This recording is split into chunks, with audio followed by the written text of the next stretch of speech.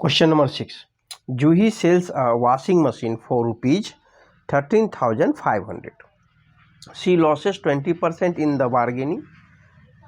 What was the price at which she bought? यानी कि इसमें क्या पूछ रहा है बेटा? कॉस्ट प्राइस पूछ रहा है, कितना परसेंट में वो खरीदा, नहीं इसमें सेलिंग प्राइस दिया हुआ है। देखिए तो क्या लिखेंगे, SP of washing machine, SP of washing machine कितना हो गया 13,500। लॉस कितना है बेटा, लॉस कितना है 20%। ध्यान दीजिए लॉस परसेंट दिया हुआ 20%। अब देखिए तो हमको पूछ रहा है कि कॉस्ट प्राइस क्या है।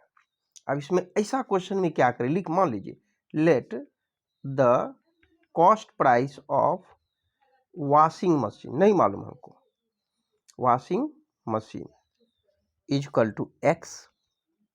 अब हम लोग क्या करेंगे, तो लॉस क्या होता है, since loss is equal to loss percent of CP या प्रॉफिट परसेंट ऑफ CP। आइए निकालेंगे इसको, हम सॉल्व करेंगे लॉस। तो लॉस कितना बेटा 20%, ऑफ माने मल्टीप्लीकेशन ऑलरेडी जानते हैं, और x हो गया आप कॉस्ट प्राइस माने हैं, ठीक है। अब इसको हम सॉल्व करेंगे, 20% हटाएंगे, डिवाइड बाय 100 इंटू एक्स, यानी कि डिवाइड कर दीजिए, आंसर आ गया x/5। Okay, now hence SP equal to क्या होता है बेटा, CP minus loss. SP equal to क्या हो जाएगा, CP माइनस लॉस, और आपका जो SP दिया हुआ 13,500 इक्वल टू क्या हो गया, और हमारा कितना लॉस कितना आ गया x/5, CP कितना है x माइनस x/5। अब इसको सॉल्व कर लेंगे, x का वैल्यू निकाल दीजिए, डेट इज आपका हो जाएगा कॉस्ट प्राइस। आइए तो 5 1 का एलसीएम हो गया 5, इसको इससे मल्टीप्लाई कर दीजिए, 5x माइनस कितना हो गया बेटा x, यानी कि ये वैल्यू हो गया 4x/5। इसको हम सॉल्व कर दिए। और अब देखिए तो यहाँ पे थोड़ा सा कंफ्यूज होता है स्टूडेंट, कंफ्यूज मत होइए, अच्छा से सॉल्व करिए। 4x/5 क्रॉस मल्टीप्लिकेशन कीजिए, और कभी भी ये जो x वाला वैल्यू है उसको लेफ्ट साइड, जो भी जो है ये जो वेरिएबल क्वांटिटी होता है x का वैल्यू कुछ भी हो सकता है, उसको लेफ्ट साइड रखिए। तो हम लोग क्या करेंगे और लिखेंगे, तो 4x को 1 से मल्टीप्लाई किए तो 4x हो गया, इसको 13,500 को कितना से मल्टीप्लाई करेंगे 5 से। नाउ x इक्वल टू कितना हो जाएगा, x इक्वल टू 13,500 इंटू 5/4। आप इसको सॉल्व कर दीजिए, डिवाइड कर दीजिए, निकल जाएगा 16,875 रुपीज निकल जाएगा वैल्यू, ठीक है। लिख दीजिए हेंस x क्या माने थे बेटा, तो देखिए x क्या माने थे कॉस्ट प्राइस, x क्या माने थे कॉस्ट प्राइस, तो हेंस लिख दीजिए cost price of washing machine equal to कितना हो जाएगा बेटा 16,875 रुपीज आपका हो गया आंसर। ओके, इसी तरह से सॉल्व। क्वेश्चन नंबर 7 देखिए, क्वेश्चन नंबर 7 में क्या बेटा, chalk contains calcium, carbon and oxygen in the ratio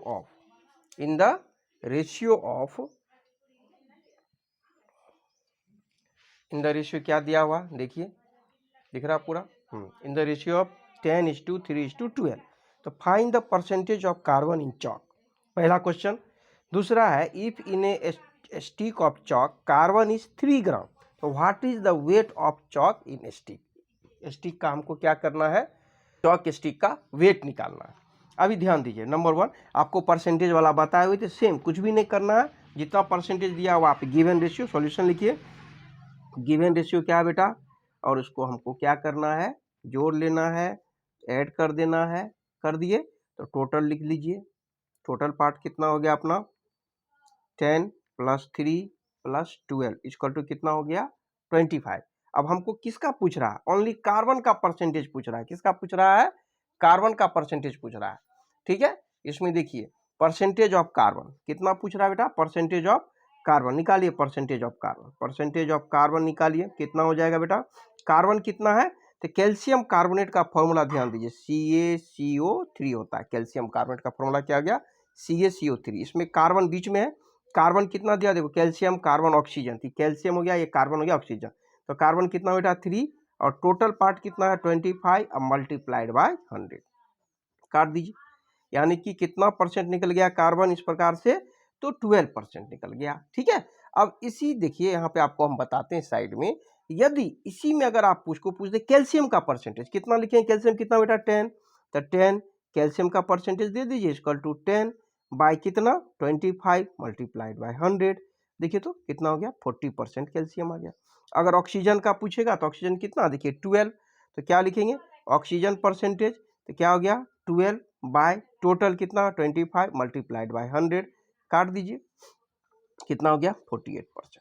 अब सबको जोड़ेंगे, देखिए अगर 100% कंप्लीट होगा। इस प्रकार कोई भी क्वेश्चन आपको एग्जाम में दे सकता है, टीचर चाहे तो कार्बन के बदला में कैल्शियम दे सकता है। इस प्रकार से आप किसी चीज का परसेंटेज आसानी से इसमें क्या कर सकते हैं, निकाल सकते हैं। कोई दिक्कत है समझने में, हो जाएगा किसी भी चीज का। इसमें चौक का पूछेगा, चौक में कैल्शियम का पूछेगा तो आप कैल्शियम निकाल सकते हैं, ऑक्सीजन पूछेगा तो ऑक्सीजन निकाल सकते हैं, कार्बन कार्बन निकाल सकते हैं। सेकेंड क्वेश्चन देखें, सेकेंड में क्या है, if the stick of chalk carbon is 3 gram, carbon कितना ग्राम बेटा 3 ग्राम, लिख लीजिए quantity of carbon, quantity of carbon कितना दिया है बेटा बताइए 3 ग्राम, वेरी गुड 3 ग्राम आ गया कार्बन दिया हुआ है। तो वेट ऑफ चॉक हमको मालूम नहीं वेट ऑफ चॉक क्या, तो मान लेते हैं वेट ऑफ चॉक क्या है x, तो weight of chalk, chalk stick ना, weight of chalk equal to x gram ना, मान लिए हम x ग्राम मान लिए, वेट ऑफ चॉक क्या है x ग्राम है। अब क्या है, तो कार्बन का परसेंटेज दिया हमको मालूम चल गया 12%, तो x का 12% ना, या 12% ऑफ x का 12% इक्वल टू कितना हो जाएगा, हमको कितना निकल आएगा 3 ग्राम दिया हुआ है ना, तो x का 12% किसके बराबर हो जाएगा 3 ग्राम के लिए, तो लिखेंगे हेंस देन हेंस क्या चीज x का 12% ऑफ x इक्वल टू कितना आ गया बेटा 3 ग्राम। ठीक है, अब इसको हमको सॉल्व कर देंगे, परसेंट हटाएंगे तो बाय 100 ऑफ बदला में का इज इक्वल टू 3। अब इसको आप क्या करिए सॉल्व कर लीजिए, इसको कैसे सॉल्व करेंगे, तो हमको x का वैल्यू निकालना पड़ेगा, तो इधर से क्या करेंगे हम, तो 12 इंटू एक्स हो गया बाय 100 इज इक्वल टू 3/1 कर दीजिए। अब इसको क्रॉस मल्टीप्लिकेशन, इसको इससे मल्टीप्लाई कीजिए, इसको इससे करिए, यानी कि 12x इक्वल टू हमारा कितना हो गया 3 इंटू 100 और x निकाल दीजिए, तो कितना हो गया बेटा x आपका 300 कितना हो जाएगा x का, ठीक है 300 बाय 12, 3 इंटू 100 बाय 12 कर लीजिए। अब इसको डिवाइड कर लीजिए, 4 3 जा और 4 कितना 25, 3 3 कैंसिल, यानी कि x का वैल्यू कितना निकल गया 25 ग्राम।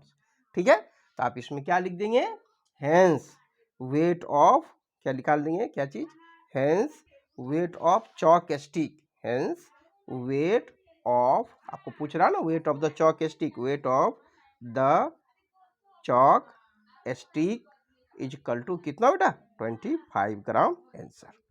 कोई दिक्कत समझने में, चलिए दिक्कत हो तो फिर से एक बार देखिए, इसको रिवाइज कीजिए, देखिए पूरा क्वेश्चन आप आसानी से बना सकते हैं कि क्वांटिटी अगर किसी का भी दिया रहे, कैल्शियम का दिया रहेगा तो आप कैल्शियम से भी बना सकते हैं। कैल्शियम का जैसे परसेंटेज मेरा कितना आ गया 40%, तो कैल्शियम का कितना ग्राम दिया हुआ x मान लेंगे, तो x का 40% और जो ग्राम दिया रहेगा वो आप इक्वल कर दीजिएगा और फिर x सॉल्व कर दीजिए, तो आपको जो है इसका आंसर मिल जाएगा। देखिए नेक्स्ट क्वेश्चन देखेंगे हम लोग बेटा, क्या है इसमें देखिए, Amina buys a book for ₹275 and sells it at 15% loss, यानी कि कॉस्ट प्राइस कितना 275 और 15% लॉस पे उसको क्या किया बेचा, क्या किया 15% लॉस पे उसको बेच दिया। तो पूछ रहा है कि how much sells she sell it for, यानी कि आपको क्या पूछना बेटा सेलिंग प्राइस आप कितना था आपको निकालना है, कॉस्ट प्राइस दिया हुआ है और परसेंटेज निकाल दीजिए। तो लिखेंगे the CP of book, book ही है ना, CP of book equal to ₹275, तो लॉस परसेंट कितना बेटा 15%, तो लॉस कितना हो गया, तो लॉस कैसे निकालेंगे बेटा, लॉस इक्वल टू हमको मालूम है लॉस परसेंट ऑफ सीपी, यानी कि 15% ऑफ ₹275। आइए इसको सॉल्व करेंगे, 15% के बदला में 100 ऑफ के बदला मल्टीप्लीकेशन 275, इसको सॉल्व कर लेंगे, हमारा निकलेगा 41.25 रुपीज। कितना निकला बेटा? 41.25 रुपीज। तो हेंस लिख दीजिए, तो एसपी निकल जाएगा कितना? तो सीपी माइनस लॉस। और कभी भी अगर लॉस है तो सीपी में से घटाइए, अगर प्रॉफिट है तो ऐड करेंगे। तो कितना हो गया हमारा पास? 275 माइनस 41.25। आंसर आपका कितना निकल गया? रुपीज 223.75 रुपीज आपका आंसर आएगा। यानी कि हेंस लिख दीजिए, Amina sells a book is equal to rupees कितना बेटा? 223.75 आंसर। ओके, एकदम सिंपल था। इसका जो है परसेंटेज निकाल, 275 का 15% और कॉस्ट प्राइस में से आप इसको घट। आइए क्वेश्चन देखते हैं। क्वेश्चन हमारा है, find the amount to be paid at the end of 3 year each case. प्रत्येक केस में 3 ईयर के बाद उसको कितना अमाउंट पे करना पड़ेगा। इंटरेस्ट पे कोई पैसा लिया, प्रिंसिपल अमाउंट क्या, ए में देखेंगे बेटा। सिंपल सा जो भी गिवन है ऐसा क्वेश्चन में लिख दीजिए। प्रिंसिपल अमाउंट कितना है आपका? प्रिंसिपल पी कितना दिया है बेटा? रुपीज 1200। ओके, इसमें देखिए तो 12% जहां दिया रहेगा समझ जाइए वो क्या है? रेट है। रेट आर इक्वल टू कितना हो गया? 12%। और टाइम 3 ईयर दिया हुआ ऑलरेडी प्रत्येक के लिए, और टाइम कितना हो गया बेटा? Equal to 3 years. टाइम को टी ब्रैकेट में डालिए, 3 ईयर्स लिखिए। ओके, अब आइए सिंपल हमको निकालना, पहले इंटरेस्ट निकालना पड़ेगा। सिंपल इंटरेस्ट क्या लिखेंगे? Simple interest. आपको कंपाउंड इंटरेस्ट नहीं पढ़ना है, सिंपल इंटरेस्ट अभी पढ़ना है। Simple interest I equal to क्या हो जाएगा? P into R into T by 100। Formula जरूर लिखिए, फॉर्मूला पे भी मार्क्स रहता है। 1200 into 12 into 3 year divide by 100। आप इसको सॉल्व कर दीजिए, सिंपल है, कुछ भी नहीं है। डिवाइड कर दीजिए, आंसर कितना आ गया? रुपीज 432। ओके, ये आपका निकला इंटरेस्ट निकला।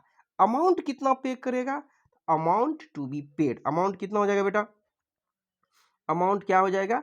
तो प्रिंसिपल अमाउंट और plus interest, P plus I. क्या हो जाएगा? P plus I. तो प्रिंसिपल अमाउंट हमारा कितना था? 1200 रुपया। इंटरेस्ट कितना हो गया उसका? 432। यानी कि उसको देना पड़ेगा 1600 फॉर 1632 रुपीज। कितना देना पड़ेगा बेटा उसको इंटरेस्ट के साथ? तो यानी कि टोटल अमाउंट 1632 रुपीज उसको पे करना पड़ेगा, जिससे भी ये इंटरेस्ट पे पैसा लिया। चलिए इसी प्रकार से बी सॉल्व करेंगे। इसमें भी कुछ नहीं, सेम है। आपका पी कितना दिया हुआ है? पी दिया हुआ है आपका प्रिंसिपल अमाउंट रुपीज कितना दिया हुआ? 7500। आर दिया हुआ 5%। टाइम दिया हुआ 3 ईयर्स। ठीक है, सिंपल इंटरेस्ट का फॉर्मूला लगा दीजिए। आई इक्वल टू क्या हो जाएगा? P into R into T by 100। Simple interest I का वैल्यू डालिए, पी का वैल्यू डालिए। पी का 75, 100 इंटू आर हो गया 5, टी हो गया 3 बाय 100। 0 0 काट दीजिए, मल्टीप्लाई कर दीजिए। मल्टीप्लाई करने के बाद आपका कितना आ जाएगा बेटा? ये 1125 रुपया, यानी 1125 रुपीज आपका आएगा इंटरेस्ट। तो देना कितना पड़ेगा? अमाउंट टू बी पे, टोटल अमाउंट कितना पे हो जाएगा बेटा इसका? तो अमाउंट क्या हो गया? Principal amount plus interest. Principal amount इसमें कितना है? 7500 प्लस 1125। आंसर कितना आ जाएगा?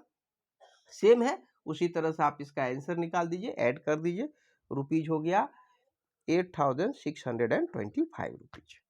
ओके, सेम क्वेश्चन है, 2 बार प्रैक्टिस कीजिए, हो जाएगा, कोई दिक्कत नहीं होगा। आइए क्वेश्चन देखिए, 10th क्वेश्चन।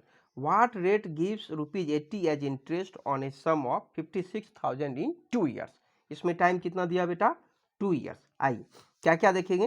तो गिव्स, व्हाट रेट गिव्स, ठीक है, रेट पूछ रहा है। क्या पूछ रहा है इसमें? आर पूछ रहा है ना, आर का वैल्यू हमको निकालना है। पहले देखिए पी कितना दिया है बेटा? प्रिंसिपल अमाउंट कितना दिया हुआ है?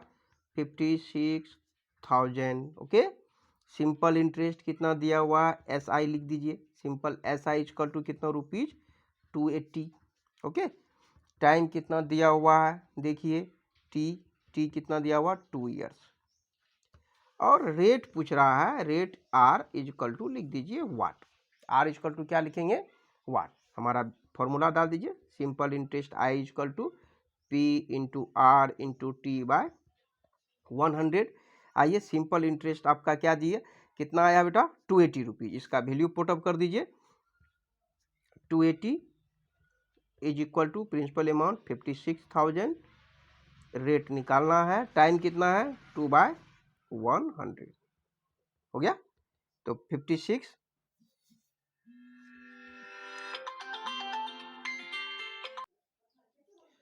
आइए ये हो गया 560 इंटू आर इंटू 2, और लिखेंगे 280 is equal to 560 into R into T. Solve करने में अच्छा रहेगा आपको।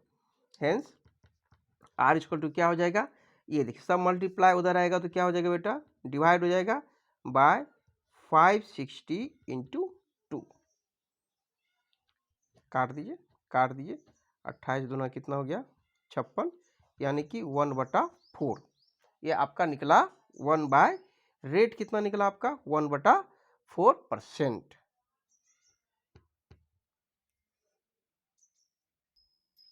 ठीक है बेटा, इसको डिवाइड कर दीजिए तो आएगा 0.25 इक्वल टू 0.25%। यहाँ भी छोड़ सकते हैं, यहाँ भी छोड़ सकते हैं, लिख दीजिए hence rate of interest is equal to कितना हो गया 0.25%। ओके, अब देखते हैं हम next question, question number 11।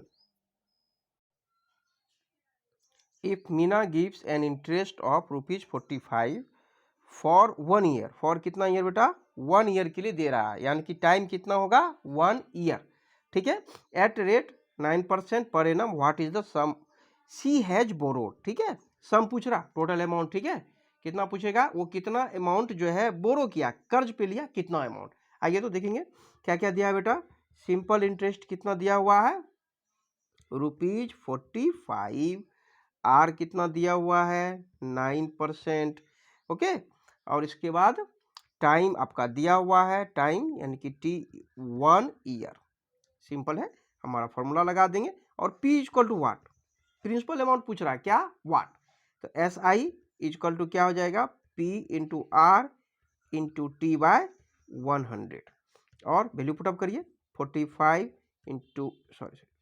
Equal to P into R कितना है बेटा 9 टाइम 1/100। ओके, क्रॉस मल्टीप्लिकेशन करके सॉल्व करिए। अब इसको हमको क्या चीज़ का वैल्यू निकालना है, पी का वैल्यू निकालना है। तो पी इक्वल टू क्या हो जाएगा 45 इंटू 100 डिवाइड बाय 9, काट दीजिए 9×5=45, यानी कि, और पी आपका कितना हो गया 500 रुपीज, यानी कि कितना रुपीज बोरो किया, तो सी बोरोड, उसने कितना रुपीज कर्ज ली थी, सी बोरोड इक्वल टू ₹500। इस प्रकार से आप इसको स्क्वायर में डाल दीजिए बॉक्स में, ताकि दिखेगा आंसर हो गया आपका। कोई दिक्कत समझने में, चलिए इस प्रकार से आप इसका टोटल क्वेश्चन देख चुके 11 क्वेश्चन तक। अच्छा से बेटा प्रैक्टिस करिए, अच्छा से सीखिए, और दोस्तों लोग को भी जो है शेयर कीजिए। अगर आपको समझ में आए तो सब्सक्राइब कीजिए, लाइक कीजिए। Thank you.